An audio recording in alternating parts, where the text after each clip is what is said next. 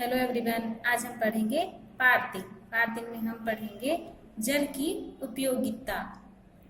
आधी छुट्टी के बाद जब हिंदी की अध्यापिका श्रीमती निशा जैन अध्यापक कक्ष से निकली तो उन्होंने देखा कि कुछ नलों से पानी टपक रहा है। वे समझ गई कि भोजन करने के बाद बच्चों ने नलों को ठीक से बंद नहीं किया होगा। वे नलों को ठीक से बंद करने के बाद ही कक्षा में गई। सभी बच्चों ने खड़े होकर उनका अभिवादन किया। उन्होंने सभी को बैठने का संकेत करते हुए कहा, आज मैं तुमको जल के महत्व के बारे में पढ़ाऊंगी। गर्मी के दिनों में जब तुम्हें बहुत प्यास लगती है तब तुम क्या करते हो? फ्रिज से ठंडे पानी की बोतलें ही निकालते हो ना? सभी बच्चे जोर से बोले, हाँ मैडम। अब हम खूब पानी पीते हैं? अध्यापिका ने पूछा। क्यों? बच्चे बोले, क्योंकि हमें प्यास लगती है। अध्यापिका बोली, तुम सबने ठीक कहा, पानी के अलावा हमारी प्यास किसी और चीज से बुझ ही नहीं सकती। अध्यापिका की बात सुनकर अर्पित बोला, प्यास लगने पर मैं तो कोल्ड ड्रिंक पीता हूँ, मेरी प्यास तो बुझ जाती है। अध्यापिका बोली, लेकिन कोल्ड ड्रिंक पीने से प्यास अच्छी तरह नहीं बुझती। जब बहुत अधिक प्यास लगती है तब हम गटागट बहुत सारा पानी पी जाते हैं, तब कोल्ड ड्रिंक इतना थोड़े ही पी सकते हैं। प्यास लगने पर तो पानी ही पीने में मजा आता है, कोल्ड ड्रिंक पीने में नहीं। अध्यापिका की बात सुनकर ज्यादातर बच्चों ने हामी भरी। अध्यापिका फिर बोली, जरा सोचो, प्यास लगने पर अगर तुम्हें पानी न मिले तो क्या होगा?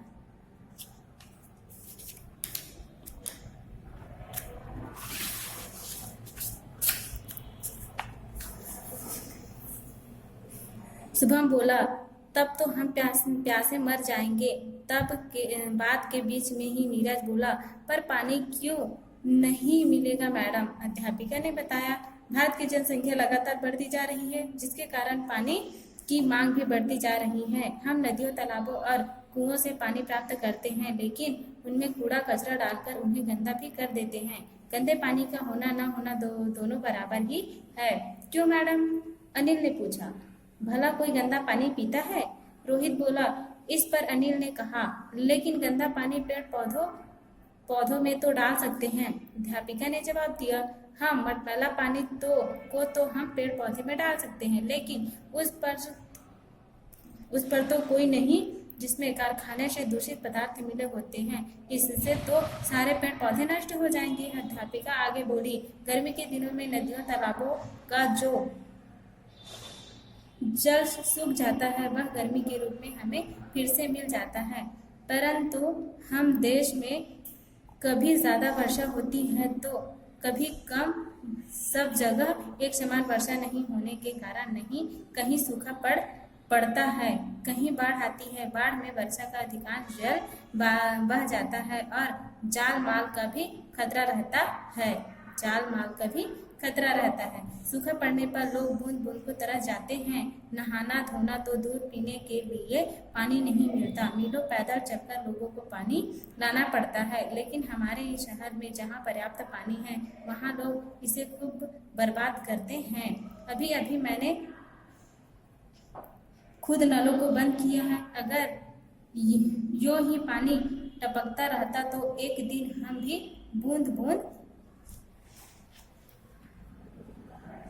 को तरस जाएंगे, लेकिन तब हमारे वश में कुछ नहीं होगा। कक्षा में एकदम सन्नाटा था। बच्चे ध्यान से अध्यापिका की बातें सुन रहे थे।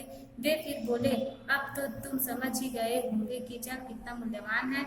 ऐसे बहुमूल्य जल को नष्ट करने का अधिकार किसी को नहीं। अब तुम सब बताओ कि इसे बचाने के लिए क्या कर सकते हैं? आकृति बोली, जरूरत पूरी हो जाने के बाद नल हमेशा बंद रखेंगे।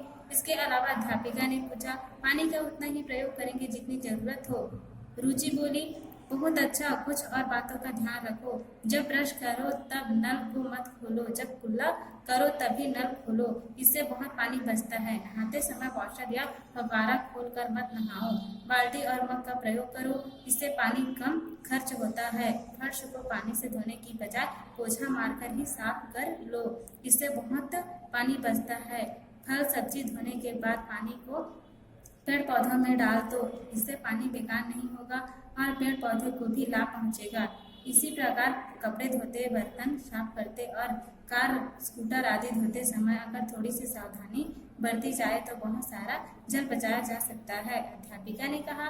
घंटी बजी तो अध्यापिका फिर बोली, आज से तुम सब पानी की बचत एवं उनका उचित उपयोग करना शुरू कर दो, क्योंकि जल ही जीवन है। सभी बच्चों ने सिर हिलाकर हामी भरी और भविष्य में जल की सही ढंग से प्रयोग करने का वचन दिया। Thank you.